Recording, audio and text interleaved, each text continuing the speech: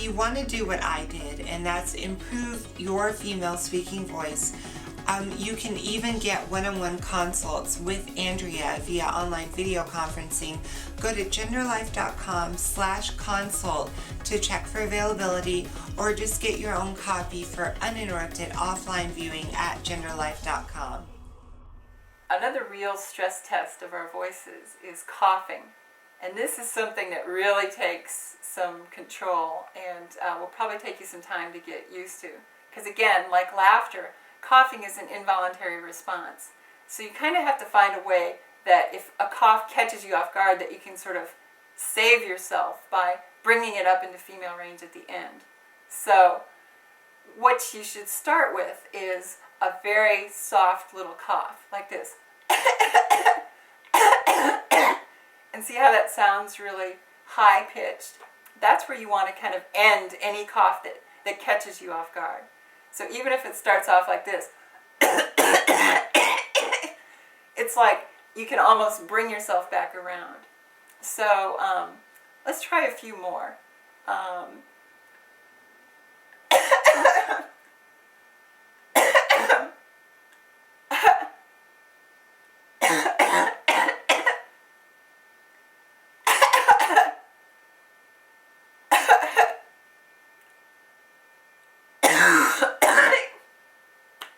See how it starts sounding really masculine at the beginning, and you've just got to try to stop yourself from doing that. So instead of going, you're going to go, and try to clear your throat that way and get whatever's in your chest out that way. If you're not in a situation where you have people who you can see face to face and interact with, another thing that can be really helpful is to have your recorder by the phone and just make phone calls to retailers and just see what happens. It's a great way to sort of test your day-to-day voice, and it gets you used to talking to people so that you're not so nervous about it. The nice thing about doing it over the phone too is you don't have to deal with, a face-to-face kind of thing yet. So what I recommend is just call local retailers and just say, call a restaurant and say, hi, how late are you open? What's your soup today? What's the special of the day? And just ask them some questions so that you can get used to getting your cadence and your voice down. And be sure to record all of this so that you can listen back and see how you did. Another thing you can do is call 800 numbers and ask questions about products. How does this work? What do I need to do to order it? That kind of thing. You can also call and get mail order catalogs. That can be helpful because you're giving them a lot of information about yourself. So I recommend all of those as ways that you can get some practice with real people in real situations. The interesting thing about the phone is that is the purest form of voice passing. It's like if you don't pass on the phone when you're speaking with someone, then your voice isn't there yet, because all they have to go on is your voice. So if your voice is good, that's when you start knowing that it's really coming together. Now then, you've been practicing for a few weeks, maybe a couple of months, and it's starting to sound pretty good. You're really excited. It sounds great on your recorder. So now it's time to start testing it with real people. Now this is where it gets tricky. Some people aren't in situations where they can, divulge this stuff to friends. If you have that situation, that's great. The only trick is make sure that your friends are going to give you an honest opinion, because there's a lot of people who will say, oh, you sound great, even though you don't. And they're trying not to hurt your feelings, and they're trying to be encouraging, but in the end that doesn't help you. So it's really important, if you're going to do that, to have these conversations with people that you're recording, just day-to-day conversations, talk about the weather or whatever, and record it so that you can see how your voice is working in a real-life situation. The next thing I want to talk about a little bit is sort of mannerisms and that sort of stuff. Now, I think in general, people overestimate that kind of stuff can help you. if your voice isn't in female range, it doesn't matter if you're waving your hands around or smiling or using your eyebrows. You really have to start from the base of our sort of vocal bedrock that we've been working on. However, there are certain things that you can do that will help you pass. One is to be very engaged when you're speaking with people. Look them in the eye, smile a lot, listen carefully and respond in a way that seems, caring and interested. And people will pick up on that, and it'll feel very feminine to them, even if they're not thinking of it that way. Another thing is to use your hands a lot. You don't want to go overboard because that can seem flamboyant, but women tend to use their hands a lot more when they're speaking. So if it seems right, use your hands. Don't sit on them. In my own case, I actually for years had to kind of hold my hands down because my tendency was to speak like this. So it's nice finally to sort of feel free to use my hands. Another thing is eyebrows. If when you're speaking, just be sure to use a lot of facial expressions and use your face a lot to sort of convey the emotion of what you're saying. It's a much more feminine thing to do, to really emphasize the sing-songiness of your voice as well as sort of portray the emotion you're trying to convey with your face.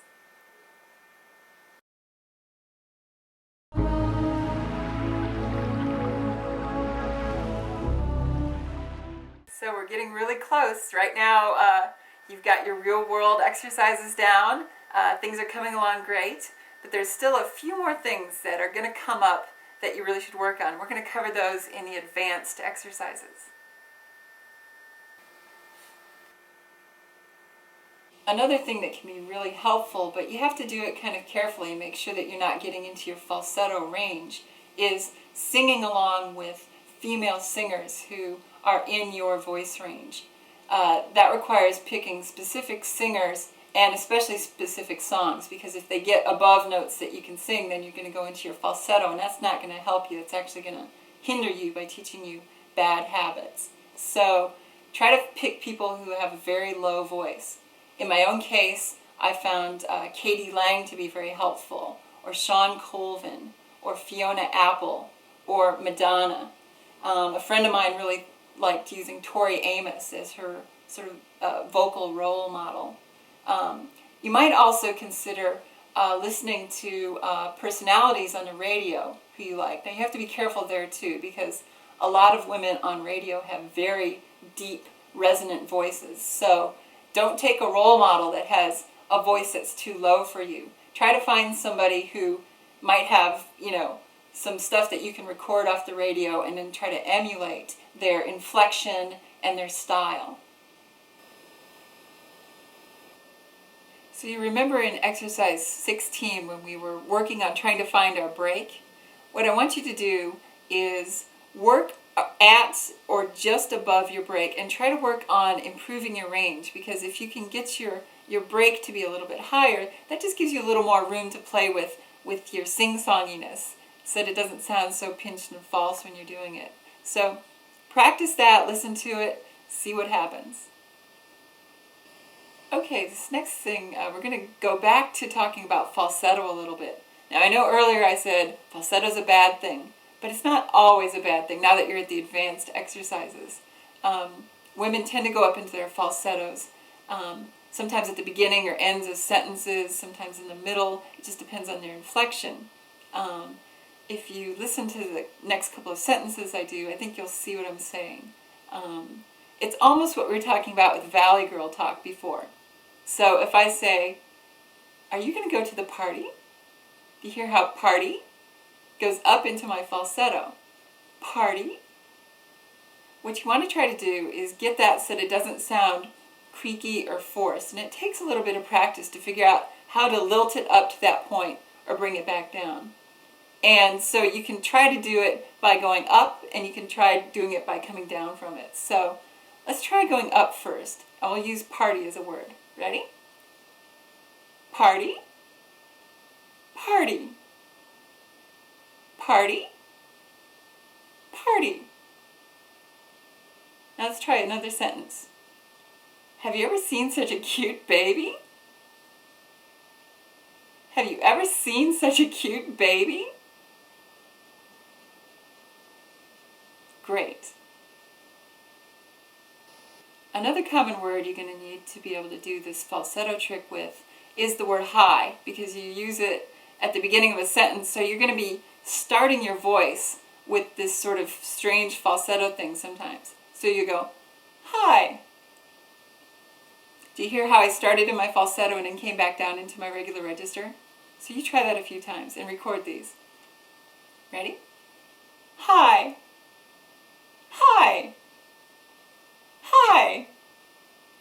Hi. And then try it the other direction. Hi. Hi.